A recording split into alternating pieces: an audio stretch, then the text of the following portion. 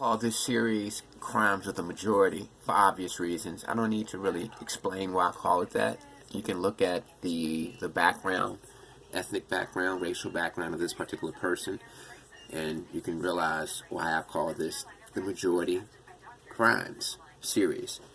You know, in America, we're taught that, minorities are the ones that are savage. They're the ones who produce, the criminal rate in our country. When in reality, everybody's capable of violence, and racial bias shouldn't be used when it comes to criminality, because if anything, everybody's terrible. But the majority race, sometimes the crimes that they commit are just so atrocious. And I don't mean to offend anybody.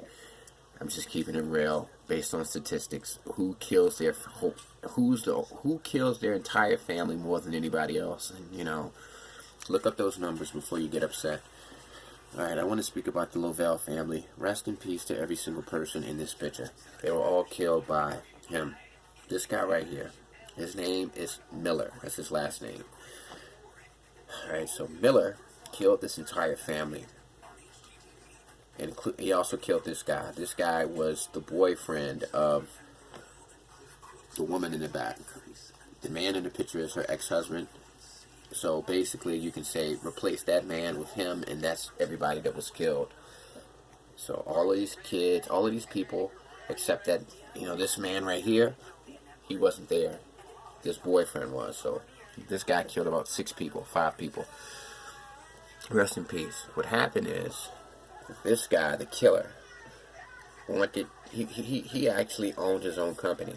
And let's say she worked for him, and he worked for him.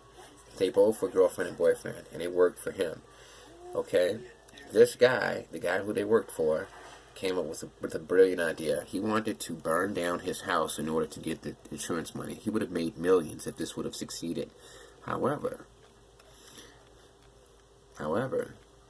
she told him, her boyfriend, not to go along with it or to report him to the police, because they felt like, hey, this is our boss, and he's trying to implicate us in arson and insurance fraud, and if we say no, he'll probably feel like we're betraying him, and he'll take out revenge on us, and they basically didn't feel comfortable. So she, the girlfriend, convinced him, the boyfriend, to cooperate with the police and to get evidence on him, record him, whatever, and he was actually going to testify against him at his upcoming insurance fraud arson trial. Okay? Alright, like I said, since then, both Steven and Tammy were helping police, the 2 people I just showed you, were helping police build their case against Miller. Investigators believe that Miller wanted to stop the couple from testifying at his arson trial. Furthermore, he also wanted to take revenge on his ex-employees for turning against him, and hence decided on such a morbid course of actions. Reports say that 3 weeks after the murder, Miller knew that the police were on his trail and decided to put a bit of a distraction in their way. And what he thought was a masterstroke, Miller called the police and reported a burglary at his own house. He arranged his home to make it look like it was a burglary, so that the police would think that the same people that killed him, his ex-employees, him and her, would think that the same people were after him. Okay, so basically he came into the house and he killed 5 people. He killed her, the girl who worked for him. This guy wasn't there. Replace him with the other guy I showed you. And all of these people, all of those kids, came into the house, shot everybody in the head. After his arrest, Miller initially maintained his innocence, but then gave in and confessed to 1 murder. He claimed that among the 5 killed in the Mesa home, Steven Duffy was the only one whom Miller killed on his own. He further claimed that he had paid an accomplice $20,000 to help him with the job. He refused to divulge the accomplice's name, but claimed that he was the one who murdered the other 4. Basically, he said he killed Steven. He basically said that he killed him, but he didn't kill them. some other guy did it who he paid $20,000 to. But when the police asked who is this guy, he refused to tell them. So he basically made that up. In March 2011, Miller was tried for his 2005 arson case where he pled guilty to a false insurance claim as well as setting fire to his house.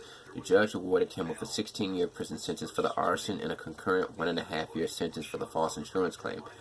Miller was also asked to pay $501,000 as restitution fees.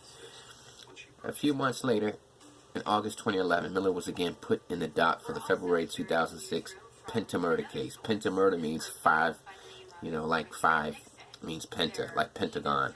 A speedy trial followed by the end of which the jury found Miller guilty on all 5 counts of murder. He was also found guilty on 1 count of first-degree burglary and 4 counts of solicitation to first-degree murder.